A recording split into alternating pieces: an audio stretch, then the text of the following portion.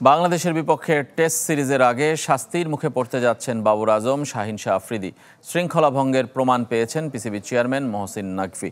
এদিকে টাইগারদের প্রচ্ছন্ন হুমকি দিয়ে রেখেছেন পাকিস্তান কোচ জেসন গিলেস্পি। ইংল্যান্ডের মতোই বাজ বল ক্রিকেট খেলতে চায় মেন ইন গ্রিন।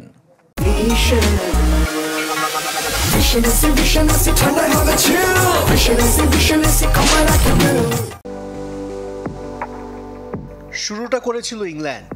বাজ বল ক্রিকেট দিয়ে টেস্ট ফরম্যাটের গতিপথ বদলে দিয়েছে বেন স্টোকসের দল। একই তত্ত্ব প্রয়োগ করতে চান জেসন গিলেস্পি পাকিস্তানের ক্রিকেটে, যার শুরুটা বাংলাদেশের বিপক্ষে। আমি চাই পাকিস্তানের মানুষ এসে দেখুক আমরা কিভাবে খেলি। আমি ইংল্যান্ডের উদাহরণ দিতে চাই, তারা কি করতে পারে তা নিয়ে কারো সন্দেহ নেই। আমিও আমার দলের কাছ থেকে ঠিক তাই চাইব। তবে টেস্ট সিরিজের 2 সপ্তাহ আগে স্বাভাবিক নেই পাকিস্তান শিবির। সভাপতি মহসিন নাকভির সাথে আলোচনা শেষে পিসিবির এক কর্তা পাকিস্তান গণমাধ্যমকে জানিয়েছেন, টি-20 বিশ্বকাপে শৃঙ্খলা ভঙ্গের অভিযোগ প্রমাণিত হওয়ায় শাস্তি পেতে যাচ্ছেন বাবর আজম ও শাহিন শাহ আফ্রিদি। এদিকে বাংলাদেশের বিপক্ষে দলে অন্তত একজন নতুন মুখ থাকছেন তা নিশ্চিত করেছে পিসিবির একটি সূত্র।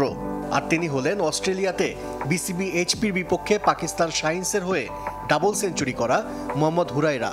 বাংলাদেশ এ দলের বিপক্ষে সিরিজে পাকিস্তানের একাধিক টেস্ট ক্রিকেটারকে খেলানোর সুপারিশ করেছেন পিসিবির পরামর্শক হিসেবে দায়িত্ব পাওয়া ওয়াকার ইউনুস। বাবর রিজওয়ানরা ফিটনেস নিয়ে কাজ করলেও পাকিস্তানের মূল অনুশীলন শুরু হবে 10 আগস্ট রাওয়ালপিন্ডিতে। আশিক রুদ্র, চ্যানেল 24।